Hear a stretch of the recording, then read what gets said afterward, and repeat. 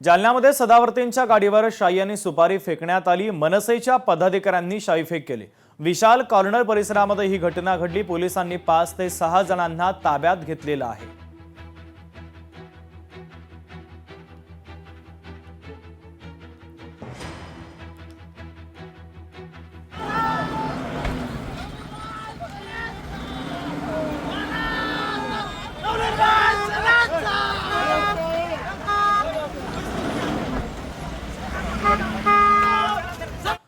पुढच्या महत्त्वाच्या बातमीकडे वळतोय। ठाणे रेल्वे स्थानकावरील भार लक्षात घेता गेल्या अनेक वर्षांपासून ठाणे आणि मुलुंड रेल्वे स्थानकादरम्यान एक नवीन रेल्वे स्थानक उभारावं अशी मागणी जोर धरत होती।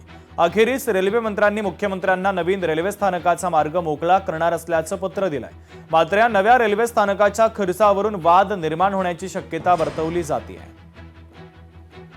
पंतप्रधान नरेंद्र मोदीजी, अश्विनी वैष्णव रेल्वे मंत्री, मुख्यमंत्री देवेंद्र फडणवीस, उपमुख्यमंत्री एकनाथ शिंदे साहेब आणि खासदार श्रीकांत शिंदे यांच्या माध्यमातून जो 300 करोडचा जो खर्च आहे रेल्वे स्टेशनचा, तो रेल्वेने उचलण्याचं मान्य केलेलं आहे। रेल्वे बोर्डाकडे तसा विषयही गेलेला आहे।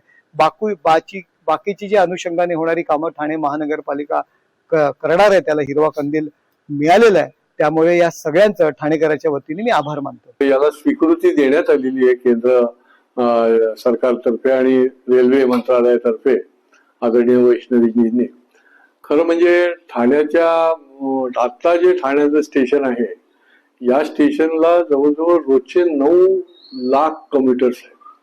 म्हणजे एवढी प्रचंड त्या ठिकाणी गर्दी ही एका स्टेशनवर पडते। आता हे स्टेशन चं काम जे आहे ते मार्ग मोकळा झालाय आणि काम सुरू झाल्यावर ही गर्दी जी आहे ती डिवाइड होईल आणि ठाणेकरांना निश्चितपणे फार मोठा दिलासा मिळणार आहे। लोकशाही मराठी ऐका, पहा, जागरूक रहा।